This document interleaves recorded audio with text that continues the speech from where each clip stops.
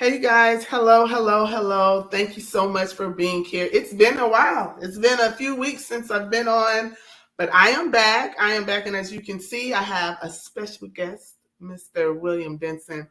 But I am so happy that you all are joining us tonight or whenever you're watching this, because we are pre-recording. So if you're watching it in the morning, good morning. If you're watching it in the evening, good evening.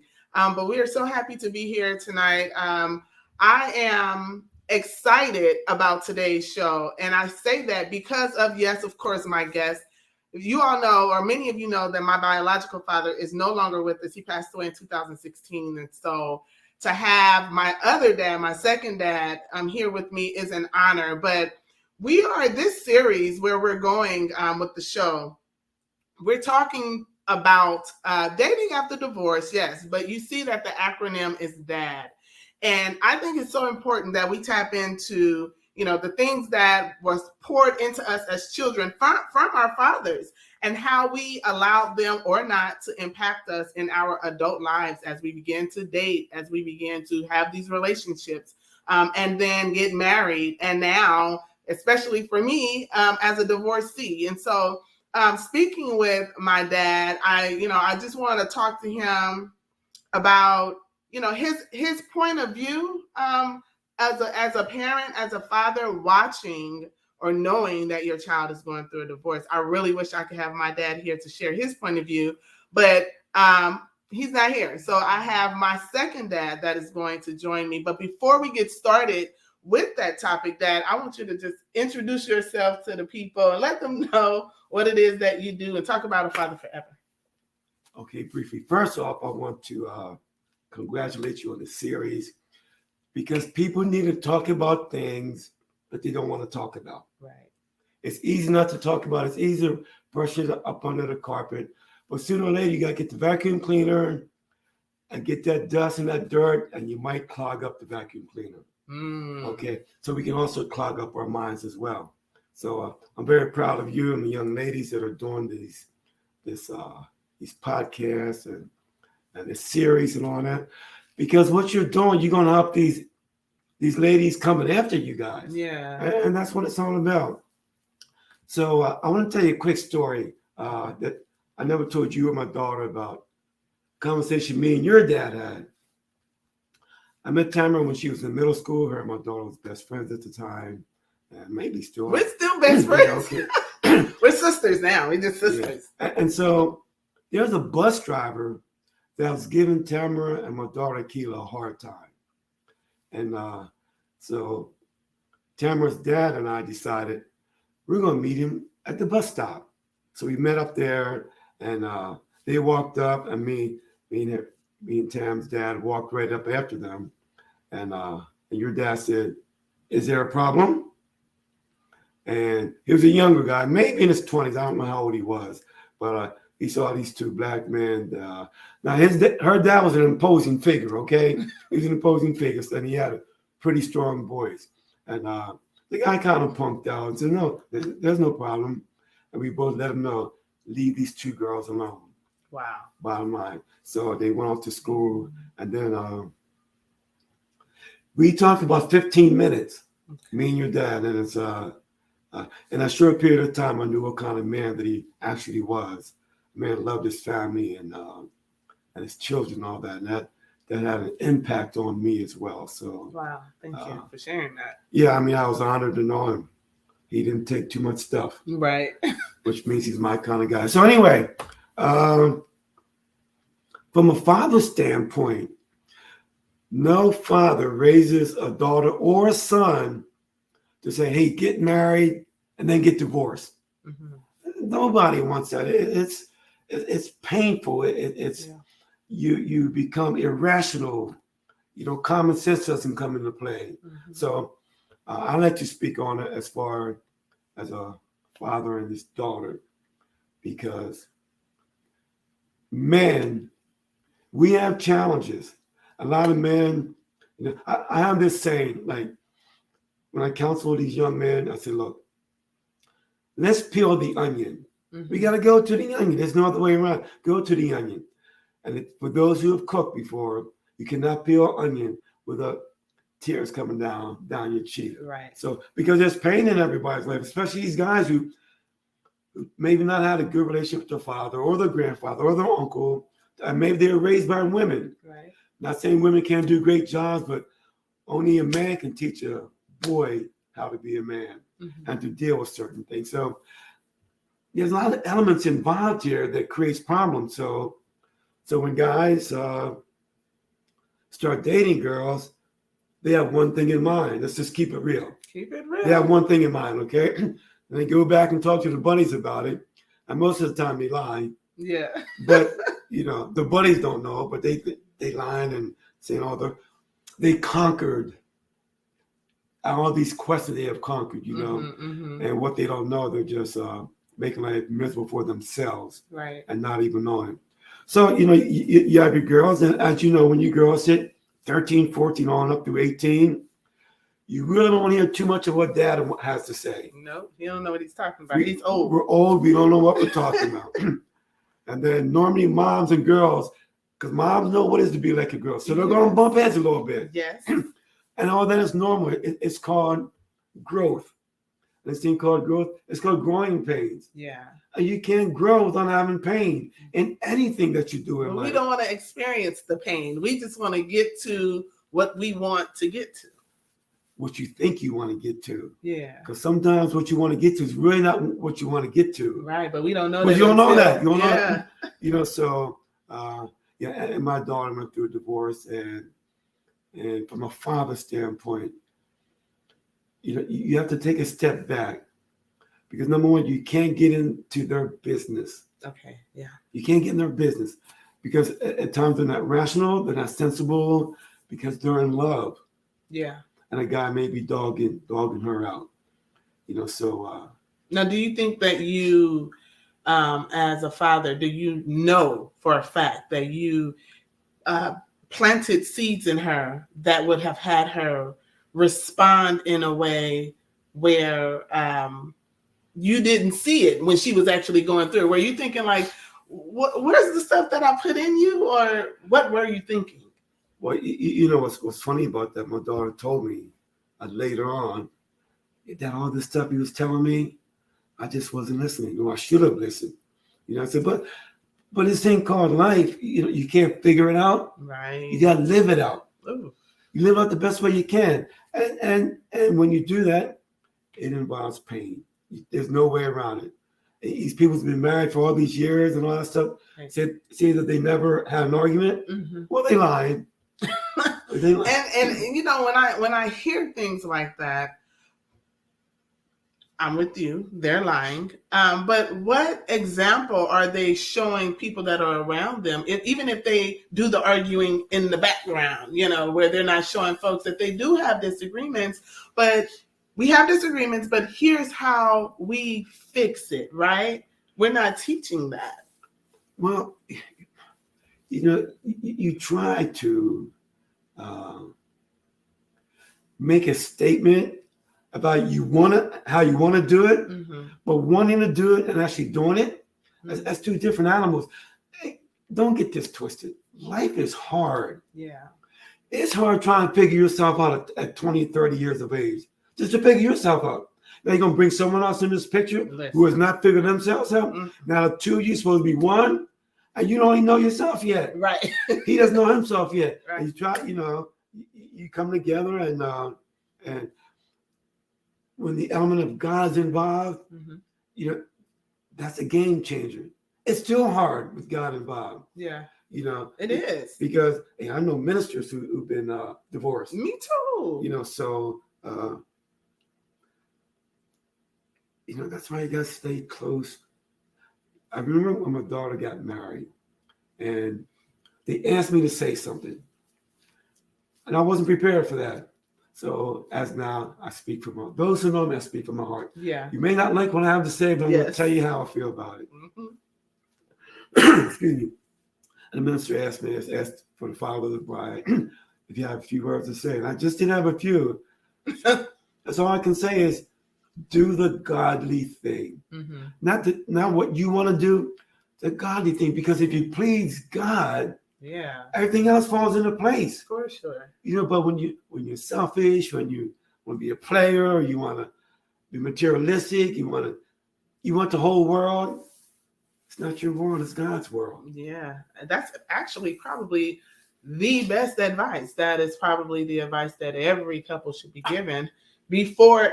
Here's the thing for me. Premarital counseling is a necessity. When I get married again, if he doesn't want to do premarital counseling, we can't do it. Which is good, but I gotta share this with you. Everybody who gets premarital counseling, they really ain't qualified. For sure. So but I think it's during that time that you learn more about, like, are we really a good fit? Because the questions that should be asked, or the topics that should be discussed, not only the good stuff, like through sickness and health. We want to talk about the health. We want to talk about the having money. What about those times that are going to, not might come, that are going to come? How do you respond to it? Like, I can't share with you what's actually going to happen in your marriage, but I want to help you learn how to have the discipline to respond in a way that is going to be conducive to the marriage when it happens, because it's going to happen. Well, no question about it. I remember telling my daughter, even before she was married, I said, look, when you're dating, you're serious about someone, you guys talk about what you don't like about him. Talk about what you don't like about her. Mm-hmm. And can you deal with this now? Right. And it's okay if you can. Yeah. It's okay if you can. Because the other thing is, be friends before you become husband or wife. For sure. Yeah. Because you care about, even to this day, you care about your friends. Yeah. No matter what you went through, no matter what we go through, that's still your friend. Even with your daughter and I, as you said, you guys were best friends. I don't know if you're best friends now. And we don't say we're best friends, we say we're sisters, right? Good. And so we had some hiccups in our friendship. Yes, you did. I remember those. But guess what? We bounced right back. Like, I am not going to divorce my friend. There's some things that I feel like was divorceable, but that's my sister, But with a man, not becoming his friend first. Akila and I became friends first before we were sisters. Yeah. So just as a friend, we probably would have offed each other. Like, yeah, I'm good. But because we built a relationship that was closer than just a friend, because we can choose our friends, but we don't choose our family. No. So when I look at her as family, I didn't choose her. God chose her for me, and he chose you for me, right? So I'm not going anywhere. We may fall off for a couple of months, but that's my sister. Well, you understand, in this journey called life, there's going to be potholes on the road. Mm-hmm. There's going to be winds and storms. There's going to be earthquakes. There's going to be snowstorms. There's going to be sleet, and you got to drive in it. And you have to maneuver your way around all this. And sometimes you have to learn it on your own. Mm-hmm. And that's the difficult part. So, but if two are committed, that's the key word, a commitment to one another. Mm-hmm. And in marriage, especially as a blended family, yeah, Lord Jesus have mercy. Did you experience blended family? Yes. So, and it's not easy. Mm-hmm. It's not easy, but I tell my son and my grandsons, if at all possible, have your children to your wife. If at all possible. And even then, there's no guarantee. Right. But it's a higher chance of, right? Yeah, because you have these children together, and even though you two may not make it, but you two have your children's best interests at heart. Absolutely. That doesn't mean in blended family it's not the same, but it's not the same. It's not. So let's talk about A Father Forever, because was any of these experiences, did any of these experiences help you push forward with your nonprofit organization called A Father Forever? Well, actually, the reason why A Father Forever was created because of my dad, my grandfather, and my two uncles. Okay. They impacted me tremendously growing up. And each one of them loved their children. Each one of them loved their wives, even though they had hiccups too. And each one was a tremendous father. My grandfather had two girls, my mom and her sister. And boy, did he love them and care for them. And my dad, there's 5 of us, and my uncles, they had a total of 4 children. And they taught us to work hard. Don't just send your kids to church, take your kids to church. Let them know that, hey, a thing called life, like I said, it's difficult, it's challenging, it's hard, it make you want to holler sometimes, but keep God in the mix. And even God in the mix, it ain't going to be an easy piece of cake. Right. But it's doable. So from that standpoint, I moved to, I used to live in Denver. That's where my oldest daughter was born. I moved to LA and did a few things and went to school out here and ended up doing a 5-part series of, excuse me, I'm so sorry. I should have turned this on. It's okay. I did a 5-part documentary series on fathers 1 through 5. And maybe one day I'll be able to share those. I think it's DVDs now. They're so old. But, and it went well. I had men come on talking about the relationship, women come on about the relationship with the children and the husband and wives. And people was very transparent. And I had some kids come on talking about, dads, please come home. And then I coached baseball and basketball for a number of years. And I noticed that the kids were dropped off by the mothers, the aunties, and the grandmothers or grandfathers. Like, hey, where's the dads? Yeah.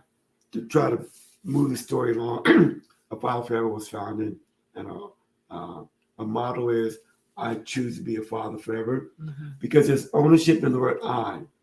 Me. I'm taking the ownership. I'm saying I choose to be a father forever. On the website, if you get a chance to look at it, our homepage says in Matthew, where your heart is, also there's your treasure. Yeah. And, and I really believe a lot of fathers love their children. Majority of fathers love their children. But some fathers, because their father neglected them, abused them, molested them, and all that, and they make kids say, well, look, my dad left me so I can leave them. Right. The example that they had. Not understanding the damage that they have done. Molesting your own child. I mean, you're a sick person. You need help. Yeah. And there's girls and women and men that go through a lifetime. Yeah. Because you need professional help. Right. To navigate those particular waters. And so, Father Forever, it'll be here hopefully after I'm gone. Yeah, legacy. You want to leave a legacy? Well, I don't know if it's my legacy. I just want to do God's. I want to please God. If I please Him, hey, I'm happy with Everything that. else is good. Everything else is not perfect. No. But good. No, not perfect, but good. Yeah, no. And I appreciate you having an organization that sheds light on what a father forever is, what he is supposed to do as a man, as a father, the things that he should be pouring into his children, girl or boy, because as you said earlier, we can do a whole lot of things, but I cannot teach my son how to be a man. If I had a son, I don't think I'd be able to do that. It's like I couldn't teach my daughter how to be a woman. I mean, it's but you can show her what she deserves, and how she should be treated, how she should be spoken to. When she was little, I used to give her a hug and a kiss and tell her how much I love her. I said, the reason why I'm telling you this, because T-Bone and whatever other names, these guys don't come to you. And that's why I used to take her out to restaurants, not big ones, but restaurants to go eat. It was big for her. So you took me too. Yeah. So when T-Bone wants to take you to McDonald's or Burger King or Sizzlers, you don't think that's a big thing. Right. And I would always tell them, even to my son and grandson now, when you get involved with someone, make sure they bring something to the table. Do not take care of a man. And sons, have a lady, have a woman that's going to bring something to the table. And together, you guys can build together. And once you decide to become a team, become friends and become a team, man, great things are ahead of you as long as you keep God first. Yeah, I definitely agree with that. My father, he instilled a lot in us growing up. He gave us what he knew. He gave us a lot of God. He gave us a lot of God, which is great. But what I've learned is that I needed more than the spiritual aspect, right? So I had the spiritual part down pat, which is what I went in my marriage with, the whole spirit thing, the whole Christian thing, and it was overwhelming for a person who didn't get that. Right. So there was an imbalance. I didn't know how to give the principles of spirituality. I gave because the Bible said. I gave God once. I gave that. And it was like, oh, that's too much. I'm glad you brought that up, because with the Father Forever, we have, of course, it's evading me right now. Anyway, there's 4 parts to it. The diamond? The diamond culture thing. It's called the diamond culture. And as you know, something about a diamond, it's exquisite. I mean, you give a woman a diamond and then, she just chips, right? So we have the diamond culture. Because what a Father Forever is doing, we want to change the fatherhood culture. Okay. 4 elements to it. In this order. Okay. Spiritual wellness, which you had. Mental wellness, which everyone is struggling with. Physical wellness.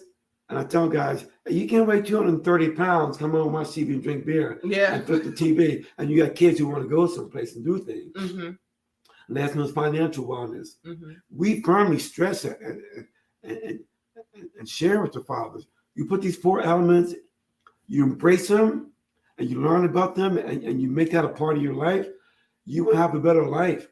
Your wife and your children will have a better life because your spiritual wellness, your mental wellness, your physical wellness, and your financial wellness. Yeah. You don't have to go to Disneyland with your $50 hot dogs and $100 admission and spend $1,000 there. Go to the city park. Or go to Kenneth High and walk at the park as a family. Right. Take a little picnic basket out. Hey, just have fun. Mm-hmm. Because all that other stuff is stuff. It's just stuff. I don't care how big your house is. I had a friend years when I first moved out here. He used to work at the VA hospital. Actually, VA regional office, and her friend was Sammy Davis Jr. Okay. And I used to take pictures for her and all that kind of stuff. And she's getting work done on her house, and I was talking to her, to the guy who was fixing the house, and he said, because she was complaining about the work that had to be done, and the guy said, I can't remember his name. He said, look, I work at Sammy's house all the time. He lives in $2-3 million house. There's always something's going wrong up there. Mm-hmm. So it doesn't matter how big your house is, that's good. How beautiful your car is, what kind of clothes you wear. It's all stuff. Mm-hmm. The only thing that matters is your personal relationship with God, mm-hmm. and you sharing that with your family and your friends. Yeah. Because sooner than later, we got to pull on out of here. Yeah. That is the truth. And we want to leave with our children. Like, you got to have this relationship with God. And you can still have fun doing stuff. Yeah. But there's stuff you don't want to do. Right. There's stuff you don't want to do because it's not conducive to what your children need to see you do. Yes. That your wife needs to see you do. Yeah. And it's work. Marriage is everyday work. Every day. Just single day. Just because I said I do doesn't mean I can stop working. You gotta work. Yeah, what you do is you work harder. You do work, and you do work harder, and that's okay. It is. Because at the end of the day, the goal is to take our shoes off at night, and look over at our wife or husband and just thank God our children and our spouse is fine. And then if God permits it, we wake up next morning and put our shoes on. Yeah. Because one day we're not going to do either one of those. Right. We want our children and our spouse to say, well, mom or dad, I was blessed to have them in my life. Mm-hmm. Mm-hmm. And if they can't say that, well, like I interviewed this one guy, he didn't have a father raised up, and at 16 years old, he was homeless. Homeless from Florida. Amazing guy. He's just an amazing guy. Long story short, he ended up, he had an uncle that was in his life. So that's what I'm saying. We got to have father figures, uncle, grandfather, big brother, or whatever, a mentor, maybe Sunday school teacher, whoever it may be. Right. But you need that male influence and a guy. And like to this day, right as I speak right now, he's writing a movie. He's going to start shooting it in April. Nice. I love it. Without a father. But and he says, it just motivated me. Mhm. Like, I don't want to be a father like him. Right. You know, and he doesn't have any children yet. And I told him, man, you need to have some kids, man, because you're going to be a good father. I love a it. very good father. So. I love it. That's good. That's good. I love the diamond culture that you all have.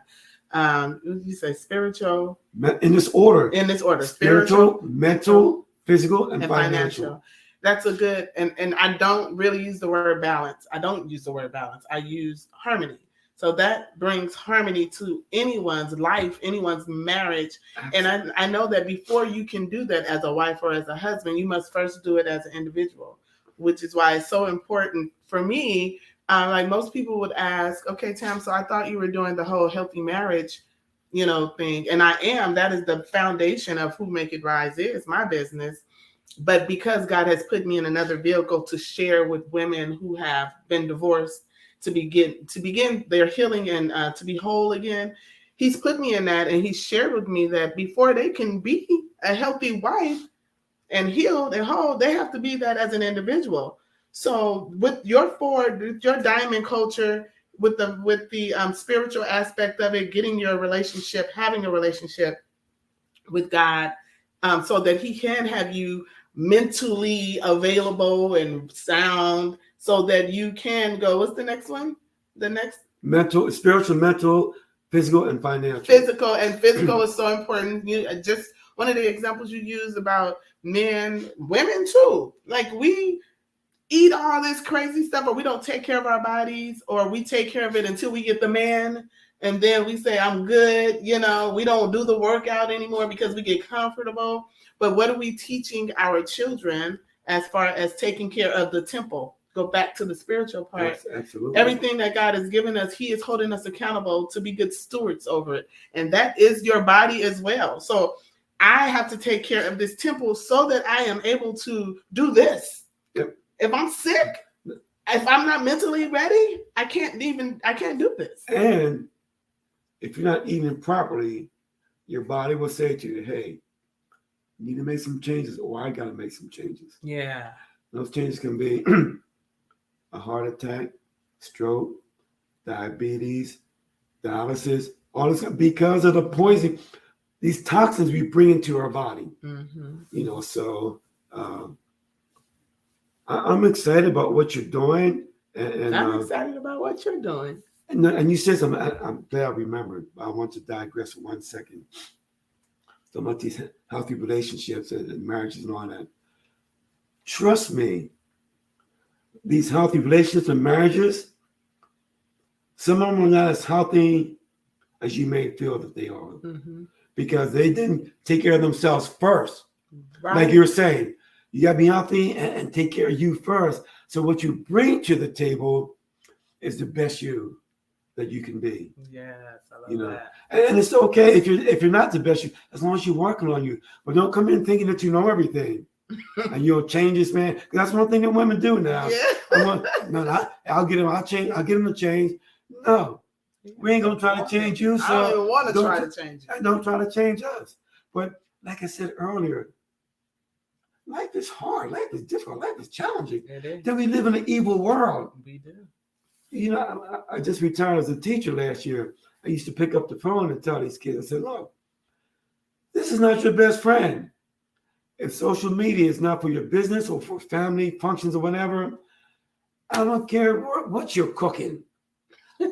I don't care where you're traveling. Just be safe. Yeah. And I know you guys do this TikTok and all that stuff that's way over my head. I just see crazy stuff. People cussing like crazy and all that. And like, when our babies see that. Yeah. I was a middle school teacher. Mm-hmm. I'll never forget this. It was picture day one day.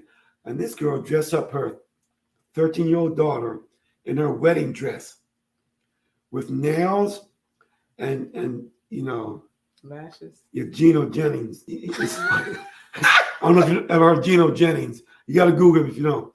He said, all that coming from their eyes. But you have 13-year-old kids, 12-year-old kids, and she came to school and like her mother made a fool out of her because all the teachers and kids were talking about her, making fun of her behind her back. Right. And when you take your student picture, It's like from like your chest on up. It's not a Mm-hmm. full picture. And my point is like, she was teased so bad that day, and I just had to try to comfort her. I said, it's okay. One day you're gonna wear that wedding dress, Aw. and one day make sure it's to the right guy. So That made me tear up. I don't even know why, but that was so sweet. Thank you for having a heart like that. oh, because I was 69 when I retired. Yeah. So why are you working so long? I said, because my babies need me. I call the kids, they were my babies. Yeah. Each class, I said, look, you're my babies. Yeah. You're my baby. For this hour, you're my baby, whether you like it or not. Yeah. And because I care about you. Yeah. And I used to tell them, these classes, you have 10 minutes. We talk about anything you want to talk about. Mm-hmm, mm-hmm. But after 10 minutes, I do all the talking. Yeah. You have to listen to me. And because we talked about so many different subjects and topics, they bonded with me because someone cared about them. And that's what we got to do with our children. Yeah. Hey, Dad, sit down. Cross your arms, cross your legs. Listen to what they got to say.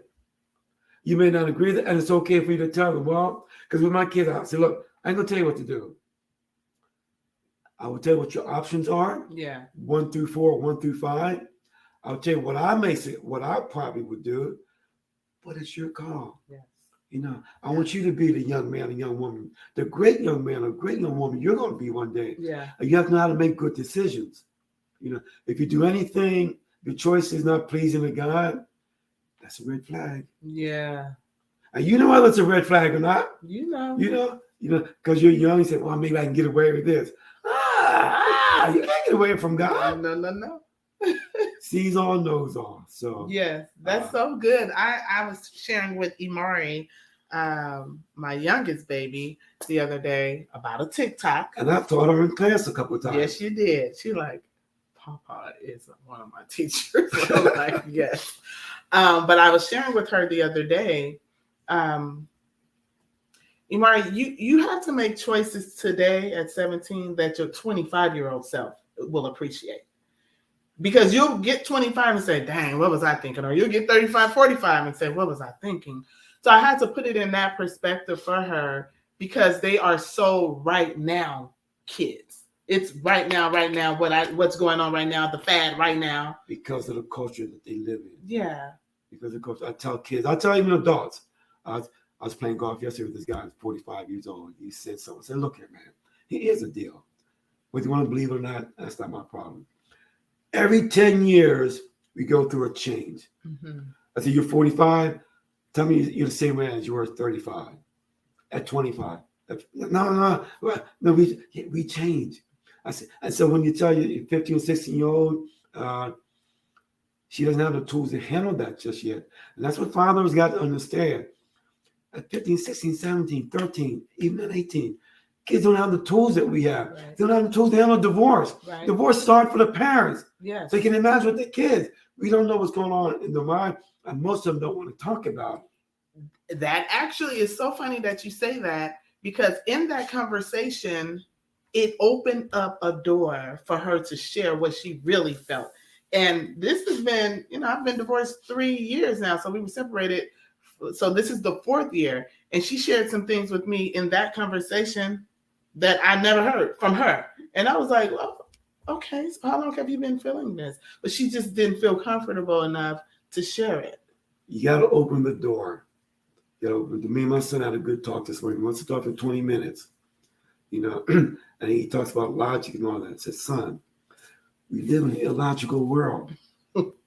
I said, we live in an evil world, man. So what, you don't understand the logic of it. You're not going to understand it because you're dealing with the evil world. Mm-hmm. I said, so once you're able to embrace that and hold on to that, you'll see things differently. I don't mean that you stop being logical, but you understand that there's another side to it. It's another. So we're in a place right now where our lens have to change. How we view things, Absolutely. Our trajectory, all of that has to change. Absolutely. If we want to grow, if we want to continue to move, because this world is completely different. Like you said, we're this illogical, evil things are just hovering over us, where we will set ourselves up if we continue to try and look at things from the standpoint that we looked at it 10 years ago. Can't. It's impossible. Just to show you how we all have to change, right? I'm 70 years old, and I couldn't stand Facebook, TikTok, Instagram. But look, Now what you doing? I have Instagram and Facebook. Because and y'all make sure you go and follow A Father Forever on both Facebook and Instagram. Yeah. 2022. A Father Forever 2022. 2022. And the reason why I went that direction, I was my grandson. I took him to tennis lessons, and I met this young brother. His daughter was playing. If you got sense, we can talk all day long. If you don't have too much sense, I won't have too much to say. Because I'm not gonna try to put sense into you because you don't want it. Right. So we got to talking. And he said, "Man, it's a nice website, Mr. Denson." He said, "But man, you got to do social media. That's gonna open up things for you." And his name was Bobby. And things are moving slowly. I know it's been like about 8 weeks, and we had over, I'll say like 4,000 people view it, not follow, but viewed it. Yeah. And the lady said, "That's good. Just starting up, and yeah, so that's good for sure. That's good. My goal is to get 1 million followers one day. You'll get it. If it's God's will, because people got to, men especially got to embrace this diamond culture, and the women need to embrace it as well. But from a female standpoint, you know, there's a culture change has to take place, because when our babies leave, you go out the door to go to school, wherever they go, we don't know what's happening. We don't. Nope. That's why I made a point when I was teaching. I used to tell the parents during parent-teacher conference, "You're doing such a great job with he or her, because what I see, that shows that they have parental influence in their life." Yeah. And then a couple women almost cried. "Oh, thank you so much. And we needed to hear that, because we don't." I said, "Yeah, we don't know. You don't know what happens when your child leaves home." So that's my job, you know, as a teacher, to let the parents know, "Hey, this is what's going on." It is a good feeling, and I've experienced it a few times where it's so comforting in knowing that what you are actually teaching at home, they're displaying when they're not, and they're kids, so they're going to do some things that aren't always in alignment with what you're teaching. And peer pressure comes into play sometimes, but most times when that foundation there, you know, they'll laugh and all that, but they're going to stay away from it. But they're kids. They're going to be kids. They'll laugh at some of the crazy stuff they're doing, but they won't be a participant in it, which is good, because they even know what's going on as well. Yeah. Yeah, that's awesome. That's awesome. So, Dad, if you had to leave something for, I'm going to say something for parents who are, you know, watching their child go through divorce, what would be something that you say to encourage them? Let them know that from the day he or she was born, when I was there in the hospital room when you was born, that's what I call agape, unconditional love that will never leave. Yeah. And I want the fathers to feel the same way. I don't care whether she was your wife or not. It doesn't matter. Yeah. That's your DNA in that baby. Yeah. So take it upon yourself and choose to be a father forever. And the best word, the most powerful word you can say to a child is a 2-letter word. And the word is no. No, you can't. No, you can't do this. No, you can't. No, I'm not gonna let you do that. No, you ain't going over there. I'll give you a quick story. True story. Matter of fact, you may know the young ladies. This family lived near. I used to live on Van Ness, and they became friends. Akita became friends with them. I don't know if they were twins or what. I can't remember, but they always wanted her to come over and spend the night. I said, no, because I don't know the parents. I got to know the parents. Right. She couldn't spend the night over your house until I met your parents. And so for months they asked, I said, nah, I got to meet him. So I met the mother one day, but I didn't meet the father. So I got to meet him before I say yes.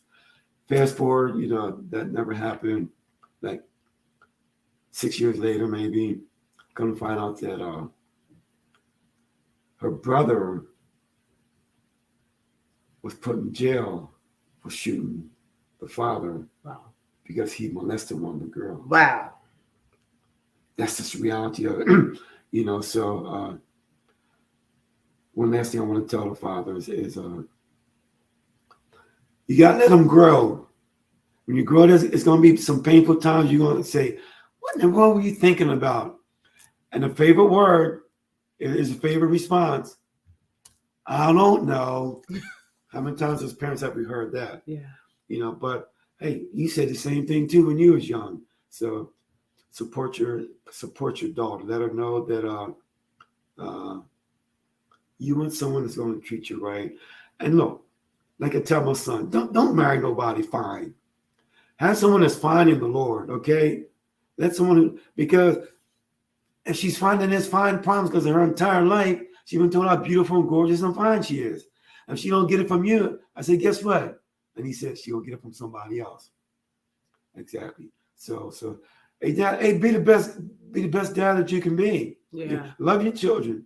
Be a good husband, the best that you can be. Because no one is perfect. But because one day your baby girl is gonna become a mother, and you're gonna be the grandfather. And you're gonna be seeing things. If you think being a father is amazing, wait till you become a grandfather. It's nothing like it. Mm-hmm. So stay strong. Go to our website, fatherforever.org. Get involved with us. We can help you become even a better father. Get involved with our events and the different things that we have going on. And you'll never regret it. And then if you have a son, you'll be showing your son how to treat his mother and his sisters and just how to be a good man. Mm-hmm. Not perfect, but a good man. Love it. I love it. Well, Dad, thank you. Thank you for spending time with me today. I mean, it's an honor. I mean, I get a chance to get on this amazing series and you're kicking it off. This wasn't even this was built in for you because the series actually begins on April 1st. So I already had them squared away. How about that? And then you and I began to talk a little bit more than we had been talking. Don't start. Don't say nothing about what I just said. We started talking a little bit more. No, I wasn't gonna say anything about that. Okay. So as your guilty feelings come into play. But no, I mean, like I'm honored because trust me when I say this, there's tens of thousands of women that are hurting. Yeah. If not in their marriage or through a divorce. Yeah. And they need to embrace that diamond culture as well. Yes. I never thought about it for women, but now that I think about it, because I don't know how soon, but we're going to have a mother forever also. I love it.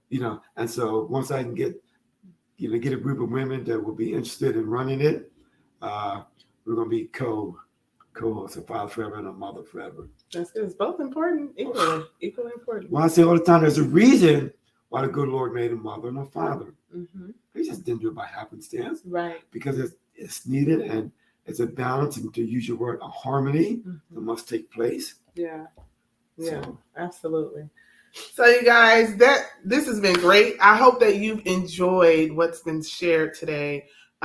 Use some of the things, some of the tools that were shared from my dad and myself. And don't only let this be just another talk show, another podcast, another something else to listen to, but use it and take it and share with your children and, tap into those things that you're already doing and enhance them by doing a little bit more. So I'm challenging you to be a better father, a better mother, a better wife, a better husband, whatever your role is right now, not who you are, but whatever your role is.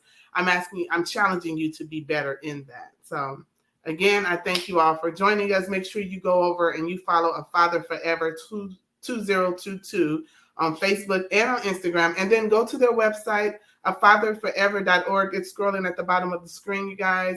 Go and see what they're about. Implement those, that diamond culture. I think it's very important for us to have all four of them equally in our lives as individuals. And then if we're going to be married, if we're going to be in relationships, it's very important for us to execute them in that. So again, I say thank you so much. I appreciate you. Leave your comments, your questions, or whatever you have, and we'll respond. Bye, guys. Nice job. Thank you.